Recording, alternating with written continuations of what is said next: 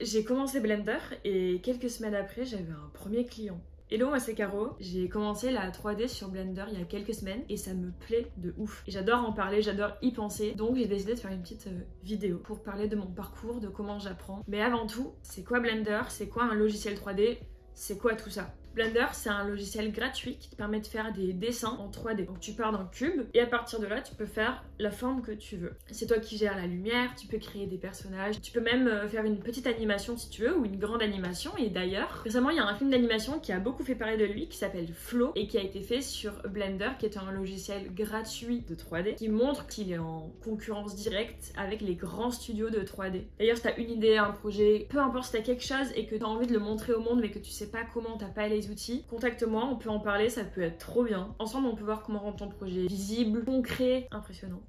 Il y a une dizaine d'années, j'ai entré dans le milieu audiovisuel avec la photo et la vidéo et j'ai rapidement entendu parler de Blender. J'ai appris que le logiciel était gratuit, je me suis dit trop bien, je vais apprendre, je vais tester. Et en fait, c'est un logiciel qui est pas du tout intuitif. C'est un logiciel où tu dois apprendre. Pour moi qui étais habituée à travailler avec des outils que je connaissais pas mais que j'arrivais à comprendre, qui étaient intuitifs, j'ai eu du mal à accepter de devoir juste passer du temps à apprendre et pas juste à créer et du coup ça m'a découragée. Récemment, j'ai réalisé qu'en fait, dans mon entourage, il y avait des gens qui étaient capables de m'expliquer. Ça a été la première étape pour que je commence Blender parce que moi j'ai jamais joué aux jeux qui se passent dans des mondes 3D, j'ai jamais... Donc juste en fait se déplacer dans un monde 3D, tu vois, genre tu peux avancer, tu peux monter, tu peux tourner et ça c'est quelque chose que je ne connaissais pas et que je ne savais pas faire. C'est vraiment des mini bases que les tutos n'apprenaient pas forcément ou j'étais pas tombée sur les bons et là c'était super agréable de juste pouvoir poser les questions à quelqu'un, d'avoir de vraies réponses concrètes plutôt que de regarder un tuto qui n'était pas adapté à mes besoins et à mes envies. Donc je suis quelqu'un d'assez autodidacte qui aime bien travailler seul et apprendre seul, mais là c'est vrai que c'était agréable d'avoir quelqu'un qui pouvait me montrer les raccourcis clavier, les petites habitudes, toutes les petites astuces qui sont nécessaires et qu'on n'apprend pas forcément. C'est compliqué de tomber dessus. Là j'avais tout dans une discussion et c'était super précieux. Une fois que j'avais ces bases, j'avais juste envie de créer, de faire tous les projets perso que j'avais en tête, d'être à fond. Très vite je me suis rendu compte que ça marche pas comme ça. J'avais les bases, c'était super, mais j'allais être obligée de quand même regarder des tutos parce qu'en fait, juste en se déplaçant dans un espace, en sachant grandir un cube, rapetisser un cube, bon, ça reste assez limité et en fait, si tu veux découvrir ce logiciel, t'es obligé de regarder des tutos. Mais ce qui était dur pour moi, c'est que j'ai tellement d'idées dans la tête de trucs que je veux réaliser. Pourquoi j'irais suivre un tuto qui montre comment on fait une glace, alors que moi, j'ai plein de projets perso qui sont très enrichissants pour moi. Et au final, j'ai trouvé une manière d'apprécier de faire des tutos. En fait, ce qui me gênait dans les tutos, c'est que j'avais l'impression que c'était pas créatif, juste tu recopies ce que fait un mec, ça te permet de comprendre les techniques, c'est bien, mais ça s'arrête là. Et en fait, j'ai voulu faire une petite plante pour un tableau Google Sheet. L'idée c'était que quand je remplis mon tableau Google Sheet, j'ai une plante qui grandit. Donc il fallait que je fasse cette plante là. Donc je vais voir un tuto pour apprendre à comment faire la plante. Et en fait, à partir du moment où tu as fait la plante à peu près comme le tuto, tu as toujours plein de manières de personnaliser ton truc et de le rendre vraiment unique, pas juste en mode t'as fait le tuto de tel mec. Et en fait,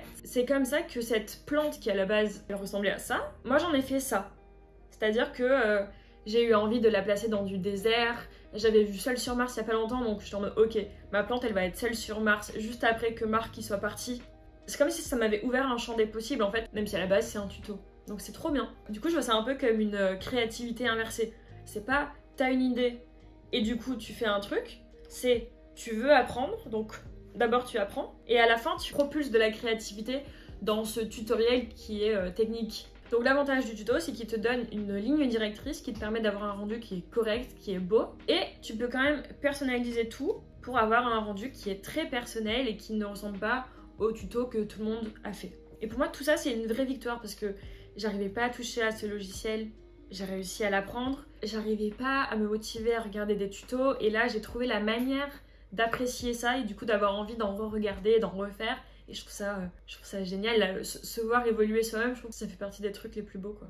En plus, l'avantage c'est que t'apprends à apprécier les tutos, mais au plus tu regardes de tutos, au moins t'en as besoin parce que du coup au fur et à mesure t'apprends les techniques, il y a quand même beaucoup de choses qui se répètent. Et du coup c'est bien, donc tu prends du plaisir à faire le tuto, et puis au bout d'un moment t'es libéré de ça et juste tu peux revenir à ce que tu voulais de base, juste aller sur le logiciel, et faire ce que tu veux et ne pas avoir besoin d'aide extérieure. Voici un mini récap de tous les projets que j'ai fait jusqu'à maintenant. J'adore noter les sessions que je fais et voir les évolutions. Donc toutes les sessions que je fais ne sont pas forcément parfaites, finies. Des fois je m'arrête à la modélisation, des fois je m'arrête à la lumière, à la couleur, peu importe. Mais je trouve ça super cool de voir tous les différents projets par lesquels je suis passée. Super intéressant. Et surtout, ça me donne tellement envie de continuer. D'ailleurs, ça, c'est mon dernier projet et je l'aime trop. Alors, je l'ai pas encore fini, il faut que je fasse la lumière, que je modélise le personnage et j'aimerais bien en faire une animation.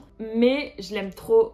En fait, l'idée vient de la série d'animation qui s'appelle Le piano dans la forêt, qui est super poétique. C'est dans la nature, c'est tout ce que j'aime. Et du coup, j'ai décidé de refaire cette image à ma sauce. Et en fait, ce que j'aimerais bien, c'est placer une caméra, donc que l'animation, elle tourne autour du piano, qu'il y ait en même temps des petites branches, des petites herbes qui soient devant, qui passent devant la caméra en premier plan. Et en fait, ce qui serait trop bien, ce serait que les végétaux autour, ils aient un mouvement, pas forcément gros, mais qui sont en accord avec la musique du piano. Attends, mais ça signifie qu'il faut que je trouve une musique. J'ai un pote musicien, on en reparle, faut que je lui envoie un message. On m'a récemment confié la modélisation d'un concept de jeu à faire en 3D afin de le présenter à des investisseurs. J'étais super honorée qu'ils aient pensé à moi et c'était un vrai plaisir de partir de leur idée et de pouvoir le concrétiser. J'ai trop hâte de le montrer, pour l'instant je peux pas tant que le brevet n'est pas fait, mais j'ai vachement hâte de partager ce travail. Et toi, c'est quoi ton idée? J'ai trop hâte de collaborer avec des personnes qui sont créatives, passionnées, inspirées. J'adore, j'ai trop hâte. C'est tout pour aujourd'hui, c'était ma première vidéo YouTube, donc n'hésite pas à me dire ce que t'en as pensé, si t'as des retours constructifs évidemment, mais j'ai trop envie de savoir un peu si ça a pu plaire. Si tu as un projet, je serais ravie de pouvoir t'aider à le concrétiser, à l'immortaliser. Donc n'hésite pas à me contacter, et si t'apprends la 3D ou quoi que ce soit d'autre, c'est trop bien, n'arrête pas. Apprendre, c'est vraiment la base de tout et c'est super intéressant. Si t'as aimé cette vidéo, tu peux me retrouver sur TikTok, où je suis très active. Et n'oublie pas, la joie accompagne toute progression, toute victoire, tout perfectionnement de l'être. À très vite.